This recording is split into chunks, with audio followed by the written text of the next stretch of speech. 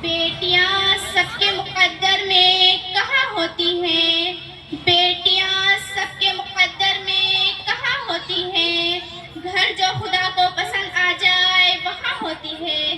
جناب صدر، مہمانان کرام اور میری ماں بہنوں، السلام علیکم۔ میری آج کی تقریر کا عنوان ہے بیٹی۔ بیٹی ایک عورت کے روپ میں ہوتی ہے۔ یہ بیٹی عالم انسانیت کی علم بردار ہوتی ہے، وجود انسان کی بنیاد ہوتی ہے، تصویر کائنات کا نشان ہوتی ہے، کسی معاشرے کی پہچان ہوتی ہے۔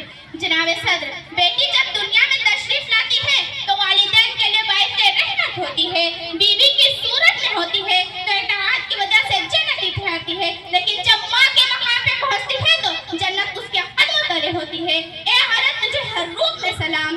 جناب صدر، بیٹی کی قدر و قیمت کا اندازہ اس بات سے لگایا جا سکتا ہے کہ جب اللہ تعالیٰ کسی انسان کو بیٹا عطا کرتا ہے تو کہتا ہے کہ جا اور اپنے باپ کا بازو بن جا، لیکن جب اللہ تعالیٰ کسی کو بیٹی عطا کرتا ہے تو کہتا ہے کہ آج سے میں تیرے باپ کا بازو ہوں۔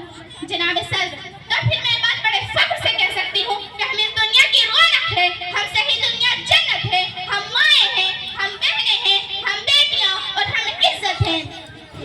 وجود زن سے ہے تصویر کائنات میں رنگ، وجود زن سے ہے تصویر کائنات میں رنگ، اسی کے ساتھ سے ہے زندگی کا سوز دروں۔ جناب صدر، عورت ہر روپ میں اور ہر رشتے میں عزت و وقار کی علامت، وفاداری اور اطاعت کا پیکر سمجھی جاتی ہے۔ یہی وہ خوبصورتی ہے جس کی موجودگی مایوسی کے اندھیروں میں امید کی کرن سمجھی جاتی ہے۔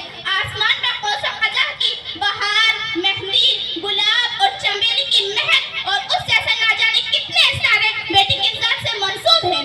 دھرتی کے ٹھہراؤ سے لے کر سمندروں اور دریاؤں جیسے متضاد جذبات کو سینے میں سموئے یہ ماضی، حال اور مستقبل کے طویل اور کٹھن راستے پر مضبوط قدموں سے رواں دواں رہتی ہے۔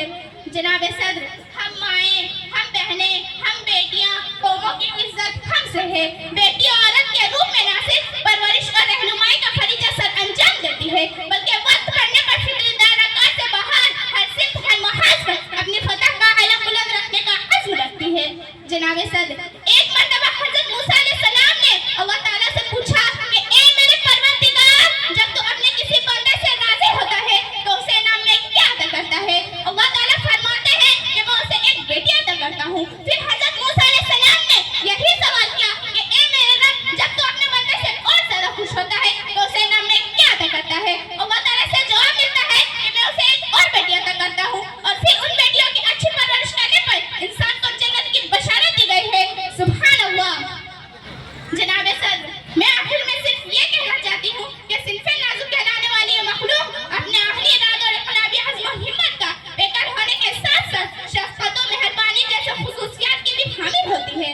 جناب صدر، وہی معاشرہ کامیاب ہے جو اپنی بیٹیوں اور بہنوں کو بنیادی حقوق دیتا ہے۔ جن اقوام نے اپنی خواتین کو معزز جانا اور ان کا احترام کیا، ان کے حقوق کی پاسداری کی، ان کے نام افقی بلندیوں تک پہنچے، ان کے نام افقی بلندیوں تک پہنچے۔ ضروری نہیں روشنی چراغوں سے ہی ہو، ضروری نہیں روشنی چراغوں سے ہی ہو، بیٹیاں بھی گھر میں اجالا کرتی ہیں۔ شکریہ۔ وما علینا الا البلاغ۔ السلام علیکم۔